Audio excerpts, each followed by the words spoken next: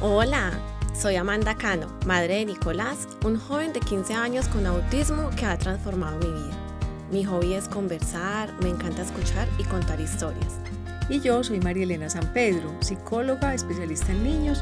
Trabajo hace 40 años con personas del espectro del autismo y sus familias.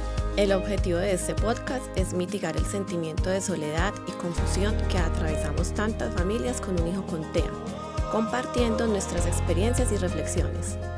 No pretendemos ofrecer apoyos profesionales o terapéuticos, pero esperamos que nuestras tertulias sirvan como motivación o soporte para muchos padres. Nos encanta que puedan escucharnos. Bienvenidos. Estamos súper contentas porque finalmente se llegó un día que estábamos esperando mucho. A veces lo bueno se demora un poco en llegar. Vamos a hablar de autismo y déficit de atención e hiperactividad combinados. Y para eso entonces tenemos a Marta Martínez. Marta, qué rico de verdad que nos Ay, hayas abierto este espacio. no, chicas, gracias a ustedes, Amanda, María Elena, por invitarme y a todos nuestros oyentes y también a todas las familias y toda la comunidad que escucha y comparte este post. De verdad que me encanta que me hayan invitado. Bueno, entonces Marta es médica cirujana, tiene una maestría en neuropsicología, tiene un doctorado en ciencias sociales con énfasis en niñez, Ajá, ¿cierto? Y sí, juventud. niñez y juventud. Es una persona que es un referente de neurodesarrollo en nuestra ciudad, tanto por su trabajo particular como docente universitaria. Hasta hace muy poco fue la coordinadora del posgrado en neurodesarrollo y aprendizaje en el CES. Entonces, muchos de los profesionales y de los que hemos tenido el orgullo de ser también docentes a su lado hemos aprendido muchísimo de ella. Entonces, bueno, no, orgullosísimas. Y además ya tiene una presentación en TED que también se las vamos a referenciar en el Instagram porque de verdad es una persona que no solamente sabe mucho, sino que es de una calidez impresionante. Ay, Entonces, no, demasiado lindas, muchas gracias. bienvenidísima, Marta. Muchas gracias. Bueno, y vamos a hablar entonces de esta condición asociada, o sea, del déficit de atención e hiperactividad cuando viene asociado al autismo. Sabemos que son dos condiciones, ambas muy frecuentes en el neurodesarrollo y bueno, y hay casos en que coinciden. Entonces, como vamos a hablar mucho de ese tema, ¿por qué no empezamos como dando una pequeña explicación de cada una de estas condiciones? Claro, muy bueno comenzar por ahí, ¿no? El déficit de atención, entonces empecemos, es cuando en un niño tenemos unos síntomas de inatención, de hiperactividad y de impulsividad que van más allá de lo esperado para la edad y que tienen un impacto en la vida cotidiana, en el aprendizaje, en la vida familiar. Y el autismo, como ustedes lo explicaron muy bien en ese podcast número 3 que lo recomiendo a los nuevos, a las personas que vienen nuevas al podcast, que se regresen para entender muy bien el autismo, como lo explicaron ustedes, es cuando en un niño coinciden los síntomas de dificultades en el desarrollo socioemocional y en la interacción social y también, por otro lado, y al mismo tiempo, unos patrones repetitivos de intereses o conductas fijas, ¿no? Que también tienen un impacto en su vida personal, en su vida familiar, en su aprendizaje. Ambos coinciden en que son alteraciones del neurodesarrollo. Utilizamos este término de alteraciones para hablar de formas diferentes en que el cerebro se desarrolla que significan un desafío para la vida del niño y que no vale simplemente con poner voluntad o con que el niño quiera cambiar o que la mamá o los papás quieran que cambien, sino que realmente hay unos desafíos reales y que por eso ameritan unos apoyos reales. Ok, excelente. Sí, más adelante hablaremos de eso. O sea, no basta con, digamos, la Sí, disciplina, las normas, sí, sí, o exacto. decirle Ponga que de su se parte. ponga de su parte, Ujú. atienda más. Ok. Bueno, entonces, como decíamos, estamos hablando de cuando estas dos situaciones van de la mano, ¿cierto? Lo Ujú. que se llama condiciones asociadas o Sí, condiciones, comorbilidades.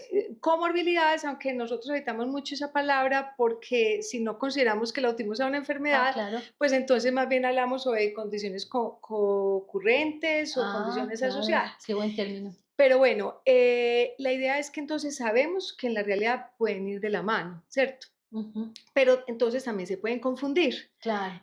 Seguramente va a haber muchos niños con autismo, que primero se les confundió, se les dio fue diagnóstico de déficit de atención e hiperactividad, Sí, o viceversa, niños con el diagnóstico de déficit de atención que en el camino se ve que en realidad hay que hacer ese descarte, en realidad era autismo. así Entonces, es. ¿qué implicaciones tiene esto, Marta? Ujú. Sí, digamos, la implicación de recibir un diagnóstico equivocado es que los apoyos no están bien alineados con las necesidades. Por eso es tan importante que el diagnóstico sea lo más preciso posible para que los apoyos sean los correctos, los adecuados, los que benefician al niño. ¿Cuál es el gran desafío?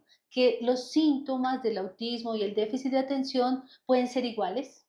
Pongamos un ejemplo, que de pronto Amanda de pronto le suena familiar algunas de estas condiciones. Un niño que está en una fila, están los niños haciendo fila, y un niño empieza a balancearse o a moverse.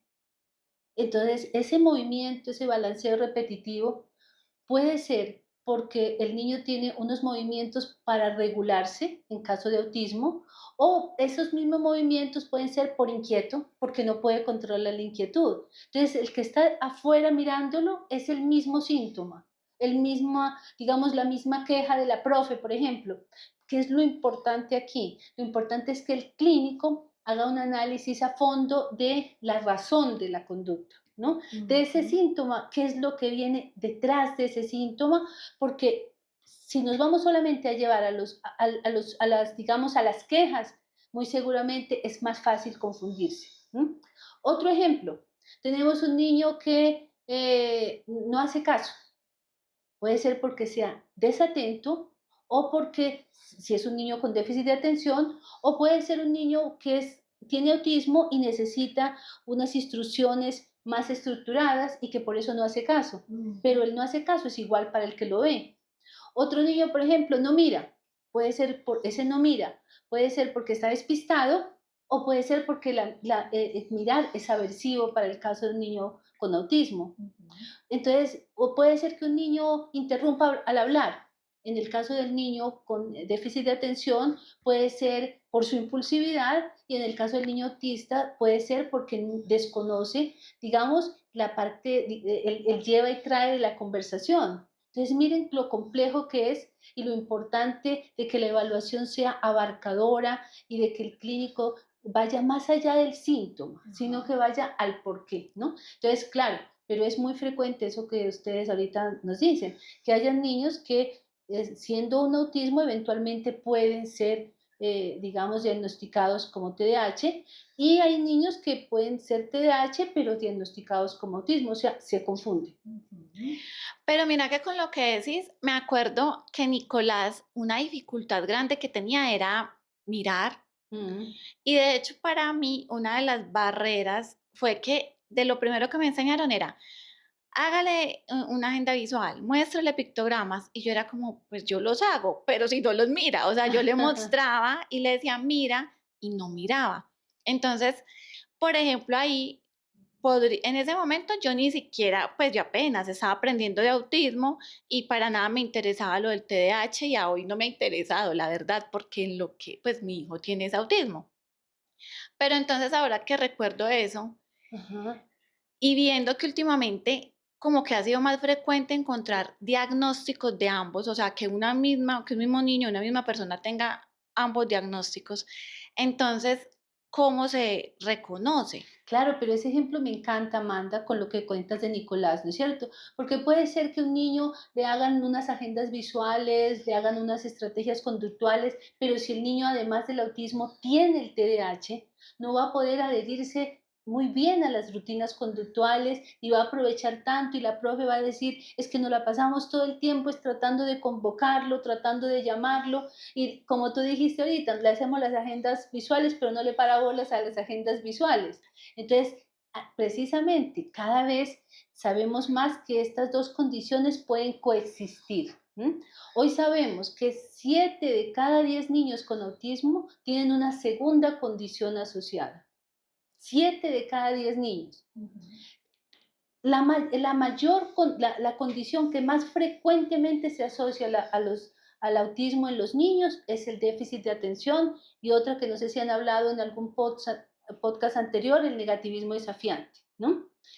Y en los adultos con autismo, la condición que más se asocia es la depresión, la ansiedad y el déficit de atención. O sea, que el déficit de atención casi que muchas veces nos lo vamos a encontrar en los niños y en los adultos con autismo, ¿no? Ujú. Y eso implica como un llamado a estar muy atentos a ver si realmente estamos ante la presencia de uno, de otro o de los dos.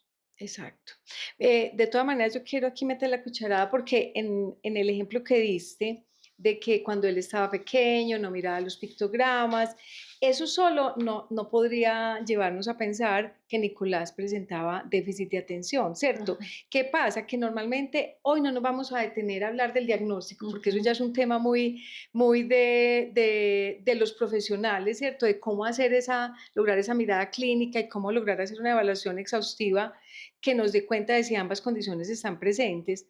Pero sí me parece importante aclarar que lo vamos a notar más el déficit de atención, más en el periodo escolar o en la etapa donde ya se requieren más actividades con demanda de atención sostenida. O Ujú. sea, un niño pequeño normalmente no esperamos que tenga que estar atendiendo lo que llamamos concentrado mucho rato, ¿cierto? Exacto. Entonces, el solo hecho de que él no mirara en ese momento, que un niño pequeño, porque nos pueden estar escuchando familias de niños pequeños, el solo hecho de que un niño no mire, pues no mire las imágenes, no necesariamente es déficit de atención. Exacto, Entonces exacto, quería pues sí. como aclarar Sí, sí. eso. Exacto, todos los niños pueden presentar inatención, incluso hiperactividad, incluso inquietud, y de por sí el solo presentarlo no significa que tengan el diagnóstico, claro. Pero ya que ya lo que lo decimos también en esto de de la coexistencia, ¿no es cierto? También es importante notar que a veces cuando se tienen los dos diagnósticos, como que una condición oculta la otra. Ujú. ¿No? Por ejemplo, un niño, pongámosle de 5 añitos, que tenga la condición del déficit de atención y el autismo, pero que sea muy disruptivo, no deje de dar clases, se levante, pelee, tenga conflictos, sea desafiante. Quizás el diagnóstico, cuando se haga, solamente se ve lo que más está haciendo interferencia en ese momento y oculta los síntomas del autismo, ¿no? Digamos, como que se Claro. pasan desapercibidos. Y ya más adelante, cuando el niño crece y de pronto la hiperactividad disminuye o se trata el déficit de atención, es que ya van apareciendo esos síntomas del autismo, ¿no? Por Ujú. eso decimos que es muy importante para los profesionales que nos escuchan y las familias que cuando veamos algo que no encaja, como que no le encontremos explicación, levantemos la mano y profundicemos la evaluación. Profundicemos la evaluación para ver qué más hay, porque recordemos, 7 de cada 10 niños que tienen autismo podrán tener una segunda o una tercera condición. Y si yo solamente me voy a encargar de darle los apoyos pues, por el autismo, van a quedar desatendidas las otras condiciones. Y ya en caso de que sí se reciba el diagnóstico de ambas, o sea, del TDAH y el autismo, ¿cómo se les puede entonces ayudar? Bueno, por fortuna, hoy tenemos desde la ciencia muchas intervenciones que han mostrado que son profundamente efectivas para mejorar la calidad de vida y el desenlace de los niños, tanto con déficit de atención como con autismo, ¿no?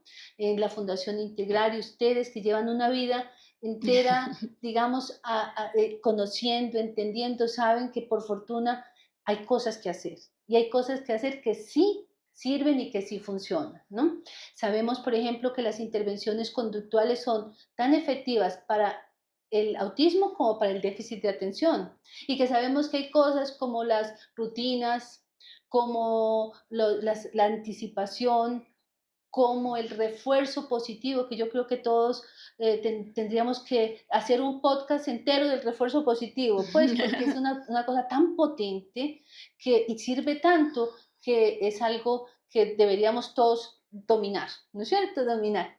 Pero hay otras cosas que ya son más específicas, son conductuales, pero son más específicas para los niños con TEA, que ustedes las han mencionado, los apoyos visuales, los ambientes sensorialmente amigables, ¿no? Que ya van a ser más específicas. Entonces, por eso es que es tan importante precisar muy bien como el diagnóstico y qué apoyos necesitan los niños. Además de la parte de las intervenciones conductuales, ya cuando los niños crecen, hay terapias cognitivas modificadas, terapias cognitivo-conductuales modificadas, que se llaman ajustadas a las necesidades. ¿Qué quiere decir eso? No es la misma terapia para todos los niños y todos los jóvenes, sino el niño que necesita. Ay, que este chico necesita habilidades sociales, que este otro chico necesita prevención de conductas impulsivas o de riesgo, que este otro chico necesita más aprendizaje o autonomía. Entonces eso es lo que se trabaja. La clave, ustedes seguramente la han dicho y la saben, trabajar con la familia y con el colegio. Formar estas comunidades, estas alianzas terapéuticas, que es lo fundamental. Y bueno, la medicación, que también es una ayuda más, ¿no? Una ayuda más y que sabemos que a veces genera un poco de temor, genera un poco de preguntas, genera un poco de inquietudes, ¿no? Pero sabemos que hoy podemos decir que la medicación es una ayuda que funciona en los síntomas nucleares del TDAH. ¿Qué quiere decir? Que cuando el medicamento sirve, va a disminuir la hiperactividad, la impulsividad y va a mejorar la atención. Esos son los síntomas nucleares. Y que mejoran los síntomas nucleares tanto en los niños que tienen déficit de atención solo como en los niños que tienen déficit de atención y autismo. ¿Qué pasa allí? Que los niños con déficit de atención y autismo quizás haya necesidad de una vigilancia un poquito más estrecha. A veces los efectos de los estimulantes o de los medicamentos que se utilizan para el déficit de atención pueden tener un poquito más de efectos secundarios o un poquito de necesidad de más titulación. Hablamos de titulación cuando tenemos que ir aumentando de a poquitos un medicamento, pero realmente sabemos que sí funcionan para disminuir esos síntomas que están pues presentes en los niños con déficit de atención y autismo, ¿no? Ok. Escuchándote, Marta, pues entonces pienso como importante subrayar de lo que mencionas, que finalmente, si estamos hablando de los apoyos para déficit de atención y hiperactividad, no podemos pensar solo en medicación. Y me encanta eso Exacto, porque cuando mencionabas es que también necesitan estructura, también claro, necesitan todo el tema de propiciar nuevas habilidades, por ejemplo, de estudio, también se necesita ajustar el entorno ujú, para que sea el más apropiado y que se distraigan menos, porque entonces mucha gente piensa que solamente llevarlo donde un especialista que lo va a medicar y como quien dice los papás sí, total. no tienen que hacer nada. No, o sea, realmente hay muchas estrategias que pueden ser compartidas con el autismo. Lo que va a variar es justamente el foco. O sea, en un caso, por ejemplo, en autismo, necesitamos estructurar el ambiente, más que todo para ellos tener claro lo que va a suceder y Claro, reducir la ansiedad, pero estructurar el ambiente y tener predecible lo que va a suceder le va a servir al niño claro, con déficit de atención para saber cuánto tiempo se espera que esté sentado y que se regule más. Entonces, claro. pues finalmente es como la combinación, ¿cierto? Sí, total, pero esto que acabas de decir es fundamental, ¿no? Medicación sola, digamos que realmente no funciona. Es como nosotros les decimos a las familias que es como una mesa con cuatro paticas, ¿no? ¿Qué pasa si una pata cojea? Pues puede ser que las otras estén bien, pero la mesa no va a estar firme. Entonces, dar medicamentos sin dar el apoyo familiar, el apoyo escolar y las intervenciones psicoterapéuticas y pedagógicas, realmente va a dejar esa mesa coja. La Es verdad. medicación debe utilizarse como un suplemento, como un complemento, ¿no es cierto? No como un sustituto, ¿no? De las intervenciones conductuales y de todo ese apoyo familiar y escolar. Excelente. Bueno, y venimos hablando pues como del déficit de atención y por ahí mencioné que, por ejemplo, en el autismo sabemos que la falta de predicción, la falta de saber qué va a suceder o hasta cuándo les genera mucha ansiedad. Pero la ansiedad también es una Mm, condición asociada o simplemente un síntoma que puede estar presente también en niños con déficit de atención, o sea, en ambas puede estar presente. claro. El, yo sé que nosotros ya hablamos en algún episodio de ansiedad, pero quisiera tu punto de vista como experta pues en toda esta población, ¿cuál es como el impacto que ves de la ansiedad en los niños, en estos Sí, niños. sí, realmente la ansiedad también es una condición que acompaña al autismo y al déficit de atención, ¿no es cierto? Ujú. Y al no recibir los apoyos adecuados, realmente casi que el programa tambalea, ¿no? El programa tambalea y es fundamental, digamos, que esta ansiedad, cuando esté presente, sea atendida. Sabemos que la medicación, la ansiedad requiere una combinación de fármacos y psicoterapia. Y esos fármacos y su psicoterapia lo que se ve es que mejoran la regulación emocional, mejoran la adherencia al tratamiento, mejoran la efectividad de las otras estrategias. Entonces, de verdad que cuando esté presente, sí debe pues intervenirse y no considerar como que eso es parte de otra, de la misma condición y que eso, como quien dice, se va a componer como por arte de magia con lo demás. Hay que, digamos, como dicen las abuelitas, meterle el diente al tema y dar los apoyos específicos pues para la ansiedad, E ¿no? inclusive a veces también contar con medicación. Claro, claro, por supuesto, totalmente. Y con la ansiedad tenemos algo que es que muchas veces tenemos que la familia comparte como algunas de estas características y tenemos que la mamá de pronto es un poquito ansiosa, el papá, la abuelita, y dicen, no, es que hemos sido así todos en la casa. Y Ujú. empezamos a decir que no, es que así somos. Y lo que debemos saber es que una cosa es la forma de ser y otra cosa es que si esa forma de ser está produciendo sufrimiento, Eso. hay que intervenirla, ¿no? Hay que intervenirla porque el hecho de que todos en la casa o varios en la casa tengan ansiedad, no quiere decir que todos tengan que seguir, pues, y sobre todo el niño, ¿no? Ajá. Imagínate para un niño que ya de por sí es compleja la situación con una ansiedad no manejada, es una situación de una preocupación, de una anticipación, de una catastrofización que no tiene, pues, no tiene sentido.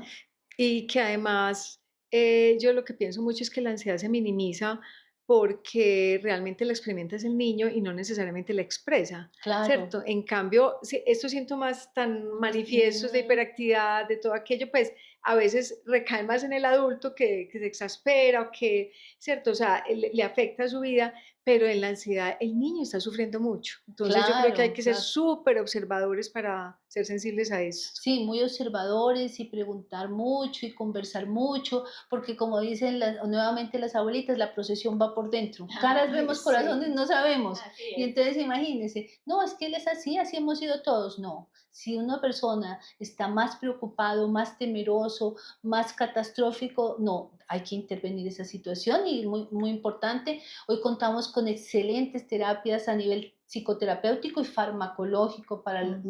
para los síntomas de la ansiedad. Ok, bueno, aquí pensando, Marta, y viviendo también tantas historias con tantas familias en las que es muy complejo porque, como tú decías, pues las condiciones asociadas son más bien la regla y no la excepción. Ajá.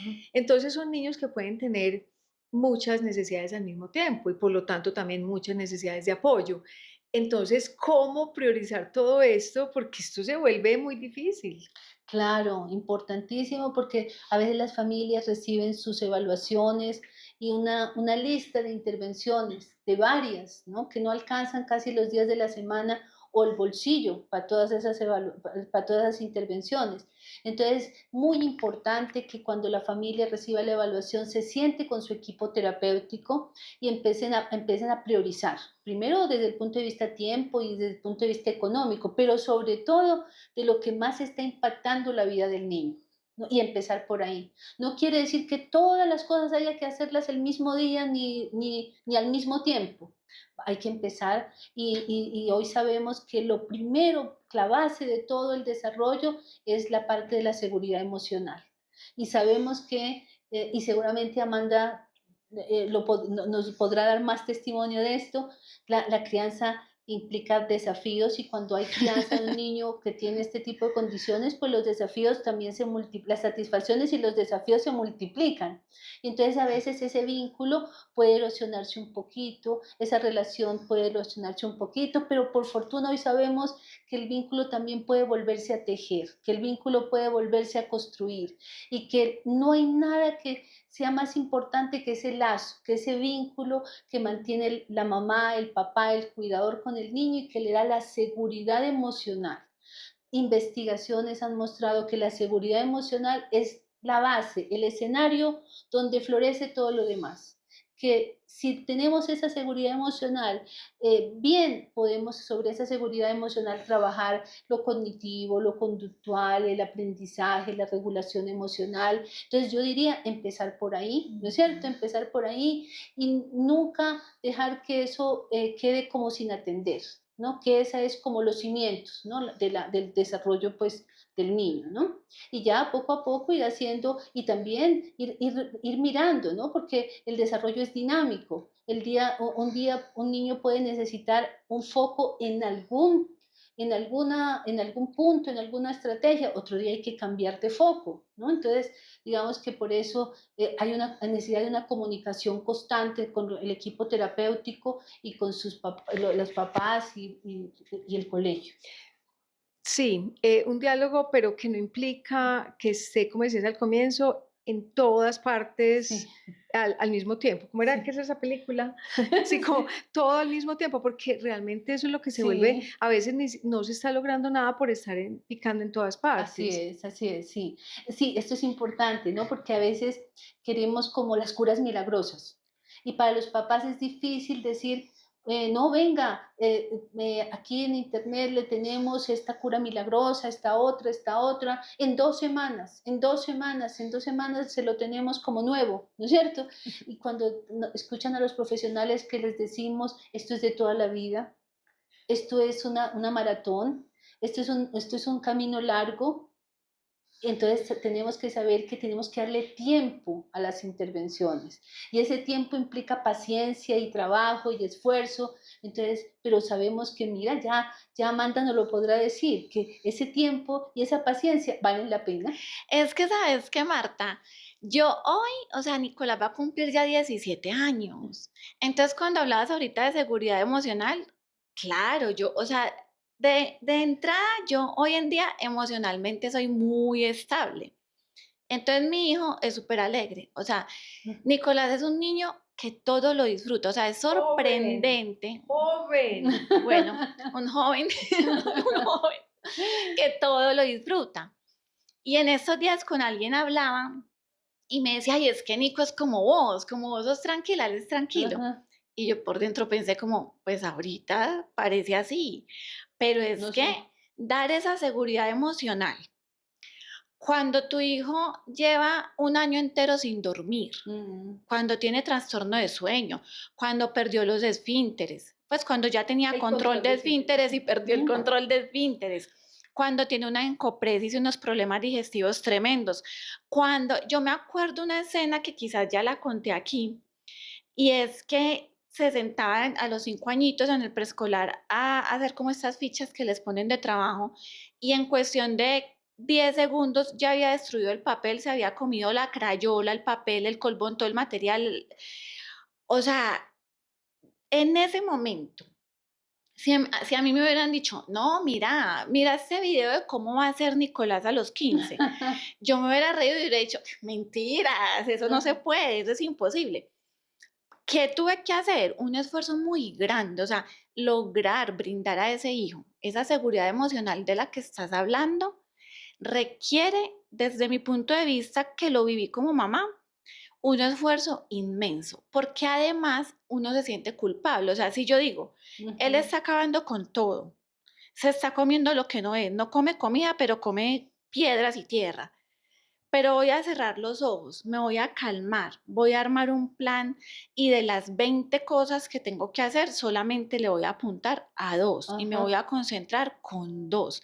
Y en esos planes voy a tener momentos de juego, momentos de diversión, así se me esté orinando encima porque perdió el control de su ujú, interés otra vez. Hacer ese ejercicio, el esfuerzo es gigante, claro. es gigante. Entonces yo creo que hay veces las mamás o los familiares que nos puedan escuchar dirán como, ay, claro, eso lo dicen porque no están acá. Yo lo logré siendo un esfuerzo muy grande. Y lo que decías, hoy digo, vale la pena. Claro, Sí sirve, sí funciona. Aunque sí, yo me sentía culpable de estar pensando en cómo regularme yo sí, para hacer apenas 2 cosas de 20, pues mm, acá, o sea, de verdad que la calidad de vida que tenemos hoy, ujú, hace 10 años pudo parecer imposible. Claro, qué linda esa historia. Esa es una historia de amor, es una historia de amor y de verdad, Amanda, que mira, es difícil, más no imposible. Es difícil y más no imposible. Y yo quisiera, como en este momento, hacer un llamado también al cuidado del cuidador. Si yo Ujú. necesito a veces también dedicarme unos momentos para mí, para poder ser ese puerto seguro, para poder recuperar yo mi serenidad, mi calma, eso vale la pena. Porque ese vínculo, esa relación que hoy miras y que te parece ya una historia que es una historia bonita, que en su momento fue difícil. Hoy la veo bonita, Sí, sí, total. Valió la pena. valió la pena. Y mira que en mucho me enfoqué, gracias al apoyo también de los profesionales, en las fortalezas de Nicolás, porque Ujú. yo sí tenía pues esa tendencia de solo ver la debilidad. Y listo, nos fuimos Las enfocando y fortalezas. todavía tengo que hacer ese ejercicio. Por ahí en estos días van a hacer como una feria de talentos en encuentros de amistad, que les he contado aquí qué es. Y yo decía, y Nicolás, ¿qué talento tiene? Y yo, ay, pues que haga su show de malabarismo. A él le encanta jugar con unas peloticas y hace unas piruetas y no sé qué. A mí me parece que eso es un talento que no cualquiera tiene, No. puede ir a hacer su show. Entonces ya uno cambia como el sentido y yo veo las fortalezas, pero yo te digo, en el caso de Nicolás he vivido con el autismo y el trastorno del desarrollo intelectual, pero si estamos hablando de autismo y TDAH, Ujú. ¿qué fortalezas puede tener un niño que tenga ambos diagnósticos? Sí, súper importante. Y qué tan buena esa fortaleza de Nicolás del malabarismo. Sí, súper importante. Bueno, digamos que ustedes también lo han conversado en el podcast. No podemos decir como la gente que dice, no es que los niños con autismo y TDAH son todos inventores o son todos genios o son todos artistas o son todos con memoria excepcional. No, eso realmente no hay. No hay, porque lo que hay es que cada niño es único e irrepetible y cada niño tiene fortalezas y tiene desafíos. ¿Cuál es la meta, el desafío de nosotros como cuidadores, como socios del desarrollo de su cerebro? Encontrar esas cosas, esas fortalezas, esos escenarios en donde fluyen las cosas para él, donde su talento está alineado con esas actividades. Miren que a los niños con déficit de atención y autismo muchas veces les va a tocar como el camino de subidita, muchas cosas, hacer más esfuerzo, más trabajar más duro. Qué bueno que también haya momentos en donde les toca de bajadita. En esos escenarios donde que puede ser para unos el bicicross, que para otros el baile, que para otros el canto, que para otros la música, encontrar eso que se llama una isla de competencia, donde el niño fluya y sacarle el tiempo y decir, no importa que yo no pueda cumplir 5 terapias, sino una o dos, pero también su deporte, también su arte, también su tarde de primos, también su baile, ¿no? Encontrarle ese momento en donde él fluye y pueda florecer en medio de la adversidad, eso es un desafío y algo que estamos, digamos, obligados también a encontrar. Ujú. Bueno, Marta, y ya para ir finalizando, ¿qué mensaje le dejarías a los padres que nos ven o nos escuchan? Bueno, el primero es, basándonos en esa historia tan bonita que nos contaste, Amanda, que pongamos siempre en número uno el vínculo seguro, la seguridad emocional, que eso es la base de todo el desarrollo, ¿no? Que nunca sacrifiquemos ese vínculo y que si de pronto en algún momento vemos que se necesita una tejidita, una intervención para fortalecer esa relación, nos detengamos a hacerlo. En segundo lugar, que un diagnóstico, dos diagnósticos, tres diagnósticos no definen un niño, que cada niño es único e irrepetible y que finalmente los diagnósticos solo sirven para ver qué apoyos necesita un niño y punto. No, no para nada más. Bueno, es mucho, pero no para definir un niño que no nos debe preocupar que tenga dos, tenga tres diagnósticos. Y bueno, y tercero, que no se sientan solos, que no se sientan solos y que sigan tertuleando el autismo, porque precisamente cuando una de las cosas graves que puede pasar es sentirnos que, ¿por qué a mí? ¿Por qué yo? Vea, a mí me tiene que pasar esto y nada más. En cambio, cuando sentimos que, porque somos parte de una manada, porque somos parte de un grupo de familias, de una comunidad que estamos compartiendo este desafío y que entre todos nos escuchamos y que podemos hablar así, conversadito, tertuleando sobre el tema y que entre charlita y charlita vamos entendiendo más para poder acompañar mejor. Eso pienso que es el mensaje. Ay, Marta, no, mejor dicho, estamos felices. Ay, Porque mira que además de explicar con mucha claridad, yo creo que mencionas algo y es este tema también de la aceptación detrás de del afecto y de poder estar tranquilos con el niño, detrás de eso y del bienestar que tú mencionabas también del adulto, está ese tema de la aceptación, ¿cierto? aceptación. Y finalmente poner por encima ese vínculo Total. afectivo, por encima de cualquier diagnóstico nombre. Mm. Entonces, bueno, no, felices como con haber tenido la oportunidad de estar contigo acá. Ay. De verdad que pues yo quedo de nuevo feliz, agradecidísima. Yo les quiero contar una anécdota. Cuente a ver. Cuando Nicolás nació, yo solo quería ser la mejor mamá. Yo no, ni siquiera, yo me acuerdo que a mí ni siquiera me pasó por la mente esos exámenes que existen que para detectar problemas en el embarazo y no sé qué, no. Yo solo tenía la idea de que mi hijo iba a ser feliz y que yo iba a ser la mejor mamá al lado de mi esposo. Entonces recién nace Nicolás, me inscribí a un curso, se llamaba Cuidadores de la Primera Infancia, porque quería hacerlo bien. Y este curso era pues por internet y lo daba una doctora que decían ahí que era muy tesa y se llamaba Marta Martínez. De eso ya va a ser 17 años. Entonces de verdad, Marta, que hoy me siento privilegiadísima Sí. y pienso que es de esos regalos que me ha dejado el autismo, que me tienen sentada a tu lado, de verdad me Ay, emociona qué mucho lindo, y ¿no? te Tienes agradezco que buscar el inmensamente. diploma. Tienes que buscar el Te lo voy a hacer diploma. llegar. Sí, no, y para mostrárselo a Nico y decir, hijo, mira, esto es todo lo que los papás hacemos para acompañarte mejor en este camino. Sí, desde Qué que bueno. nació me gradué de cuidadora de la primera Ay, infancia. qué lindo. Ahora tendré que ver qué hago para ser cuidadora de ese joven, Sí, de la, sí, de la total. primera juventud. Sí. Entonces, de verdad, muchísimas gracias. Ay, no, gracias a ustedes y felicitaciones. Gracias a ustedes. Bueno, nos vemos. Nos vemos, chao.